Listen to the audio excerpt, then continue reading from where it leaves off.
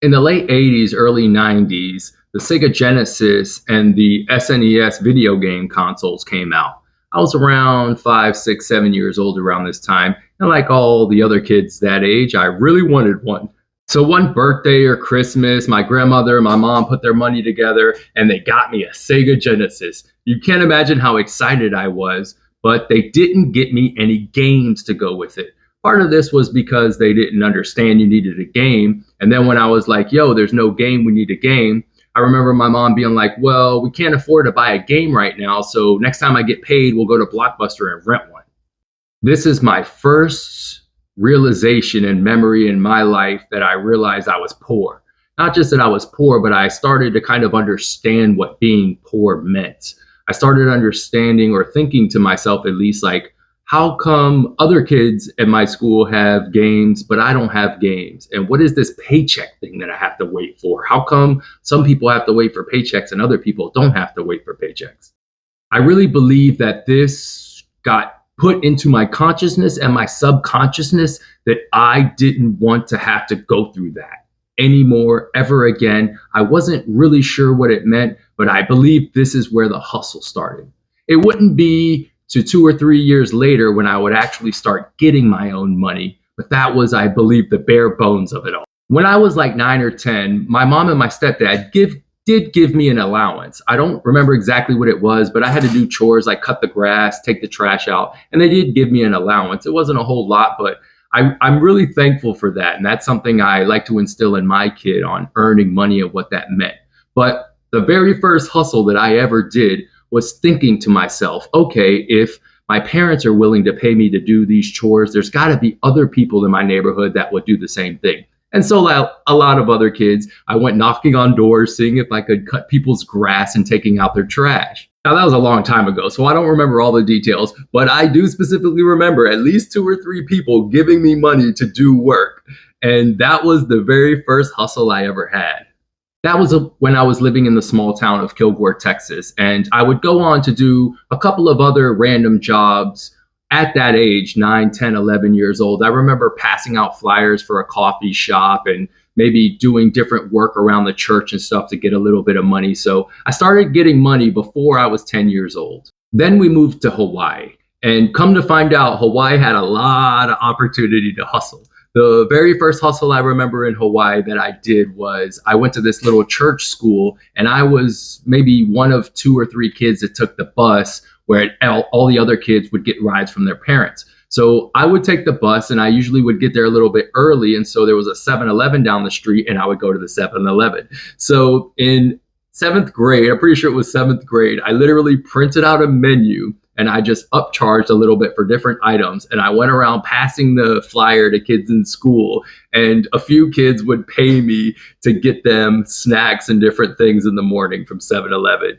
And so that was probably my first legitimate business. And I was, what, seventh grade, whatever that is, 11, 12, 13 years old. Now, I've got a long list of different ways I made money when I was in Hawaii from the ages of like 12 to 15. The list goes on and on. It was so awesome. I was a paper boy for a little while. And I remember that the Sunday paper would come out and it would have different sales and coupons. And so back then we had these things called classifieds, which was basically Facebook Marketplace or Craigslist, but it was like a physical paper. And they had different types. And one of them, you could place the ads for free in the classified, but the classified was like 99 cents to buy at the store. So I would find different items that would be on sale when I was a paper boy, and I would basically just list them for a little bit of an upcharge on the classifieds. And then when people would call me, leave a message at my house, I'd call them back, try and work out a deal. I would then go purchase the item and then sell it to them. The best story I have for this was these two-way walkie-talkie radios, which back then was kind of a big deal. Like, people didn't have cell phones. So if you wanted to talk for more than a mile to someone, you either had to get a cup with a really long string on it, or you could buy these two-way walkie-talkies. So these new ones had come out that could go like 2 or 3 miles, and it was like revolutionary. And so I remember listing them in the classifieds, and this construction guy hit me up and he wanted to buy them. So come to find out, they were at Costco, and I didn't have a Costco membership. But I remembered that my church got items for Costco. So I went to the church, walked around the church, looked for the guy who was in charge of the Costco membership. And I remember showing him and telling him everything I did. And he wound up taking me to Costco to get these two-way walkie-talkies. And then he actually took me to the construction site to sell the walkie-talkies. And yeah, that was one of my biggest hustles and one of my favorite stories to tell. That guy who took me around wound up being my stepdad, John, too. So that's kind of a fun part of the story. Another one of my favorite hustles was with one of my best friends, Justin. Shout out Justin. He and I still hustle together to this very day. But he knew a guy, or his dad knew a guy, who would get those fundraiser candy bars, and he would sell them to us for like 25 cents or 50 cents each. You remember, like the world's finest. And Justin and I would buy these like 100 at a time from this guy, and we would get on the bus and we would go to the rich neighborhoods, and we would make up all these different stories that we were like working for a church or a soccer team or something. And we would sell these candy bars for a ridiculous amount of money, like $3, $4, $5 each. And that was another one that was super fun. Justin and I did that for a little while. That was really awesome. I also had a bunch of jobs. Like I said, I was a paper boy. I lived in a big high-rise building, and there was an ad for a mom who wanted someone to kind of nanny her son. So I was like 13, and the kid was probably like 8 or 9. He was a little bit troubled child, and I worked with her for a little while and wound up getting a job from the state for that. So the state would cut me a check every month, and I would help nanny these various kids. So that was pretty cool. I was like a state employee before I was like 13 years old. That was pretty awesome. So like I said before, I grew up very religious. And so I went to church, which I believe the church is still there, Waikiki Baptist Church. And for a while, I was the only young person. Like I was the only youth. Like everyone else was like old. Like not a teenager, like over the age of 30. I believe like I was the youngest, and then my mom was the next youngest person. So there was this guy who ran the youth program named Eric Mann. Big shout out Eric Butler. Rest in peace. Love you, Eric.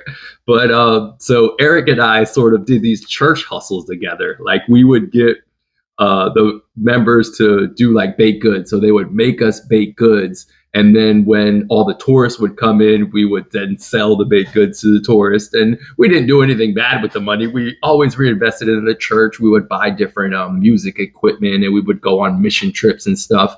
But I remember Eric and I had all sorts of different little hustles around the church. That was really fun. Around the age of 15 or 16, my mother and I moved to West Palm Beach, Florida. We went there because I was really tired of Hawaii. I wanted to be around my people, I guess Hispanic people, or at least be on the mainland, just try something different. I guess my mother's love for moving around was instilled in me. So we went and stayed with her cousins for a little while in Palm Beach, and then we wound up getting our own place, and my new stepfather, John, would wind up moving in. And that was when I decided to drop out of high school. And my first business was selling bootleg CDs.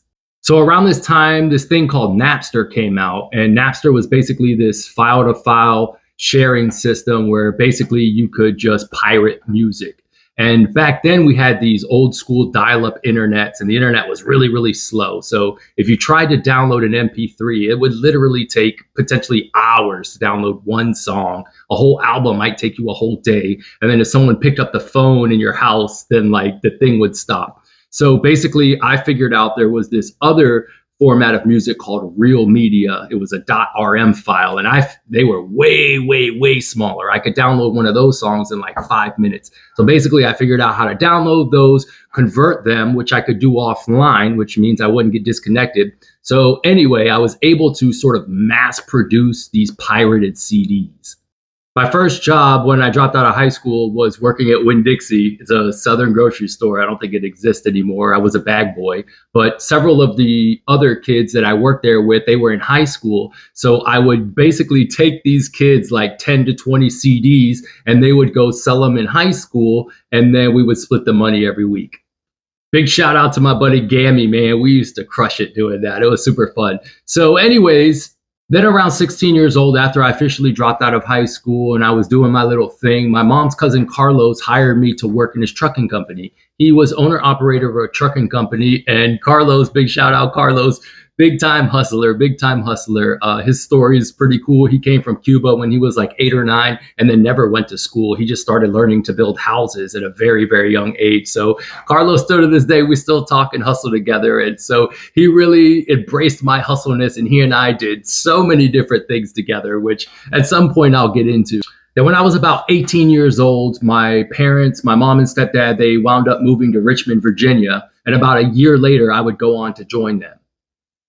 At this point, I was about 19 years old. And from the ages of like 19 to 24, I got in a lot of trouble. Basically, I started hustling the wrong things with the wrong people.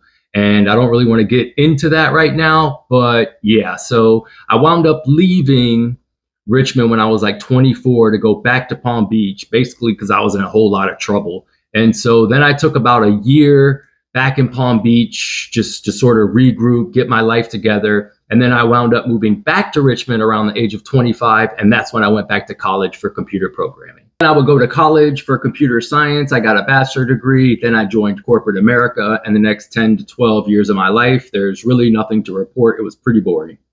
Well, if you made it this far in the podcast, thank you for listening. I'm going to end it here so I can keep this thing kind of short, but eventually I'm going to get into COVID when all the fun stuff starts happening. I promise. Thanks for listening.